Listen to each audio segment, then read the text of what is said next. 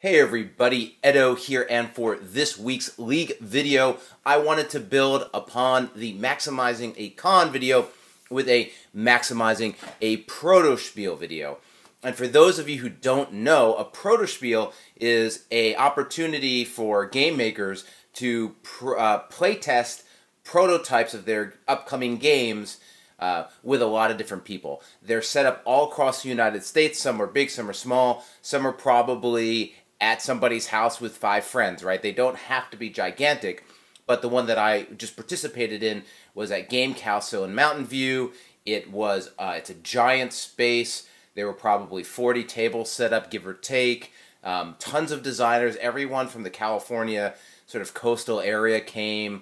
There were some publishers there, but it's primarily designers and primarily playtesters. That one is really well done, but there are many, and sometimes even at larger cons. So you might have a big con with a Protospiel.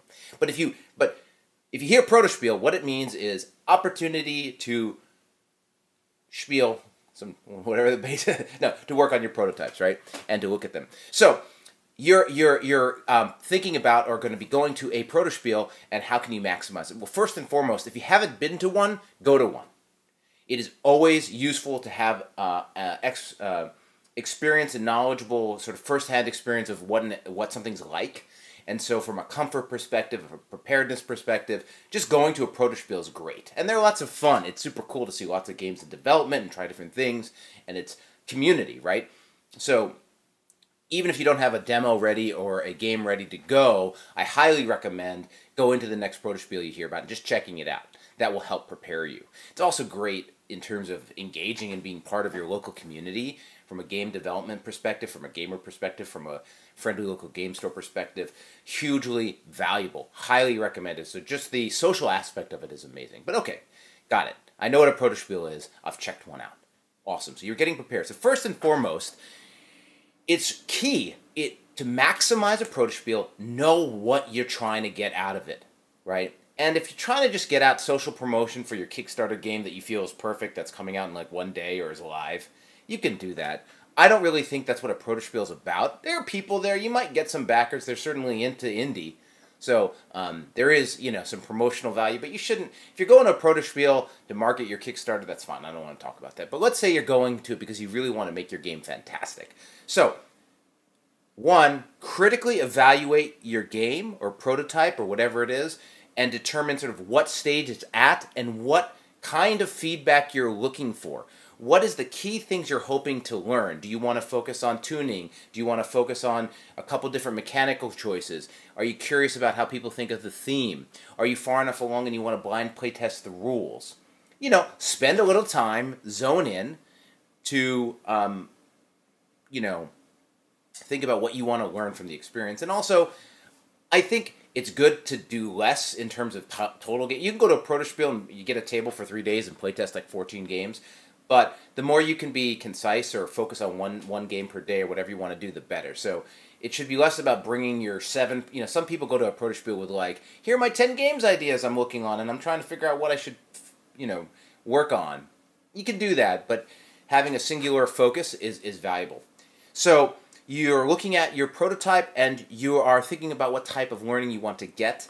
Once you have an idea of what that is, you want to make sure you're really prepared for the Protospiel. So one, make sure you have all of your game in good condition. You want to, depending on the size, you might have a couple copies of the prototype.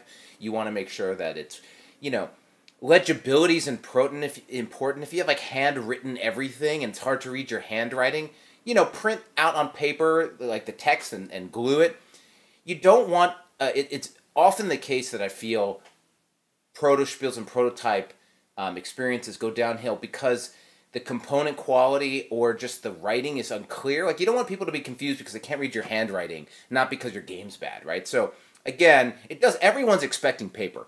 You don't have to come with something pretty. That's what's awesome about a Protospiel. But like, do think about what the experience is using it. What you might think is okay at home, you might want to level it up a little bit. So getting your prototype to the best stage that is possible is valuable.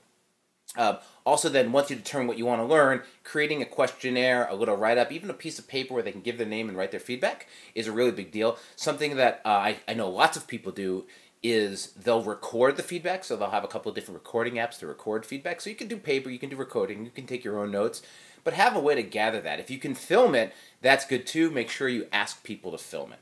So you want to pick, a key prototype. You want to know what you're going to learn. You want to make sure it's prepared and well set up. Once you get there, don't worry so much about how you can call people up to the table and the banner. Most Protospiels have a healthy amount of people playing all the games. It's pretty rare you're going to see empty tables from my experience. I mean, mileage may vary.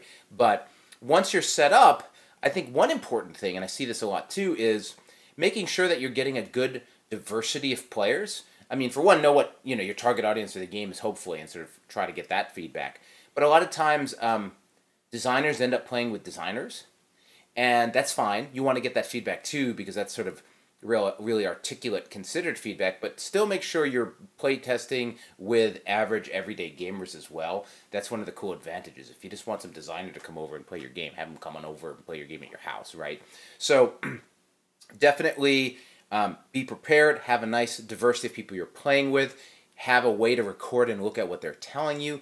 Listen, don't be afraid to tweak and adjust get your prototype in the flow to get more feedback, but don't do it too quickly. I think I see a lot of designers like getting feedback and changing everything on the fly, and that's okay, but you want to sort of only move a single lever at a time if possible. So I think generally a good practice is pick a version of the game and just play test that version for a day, or depends on the event, but if it's a 3-day event, and then when you go home that night, feel free to like tweak it, change it, adjust it, and then come back.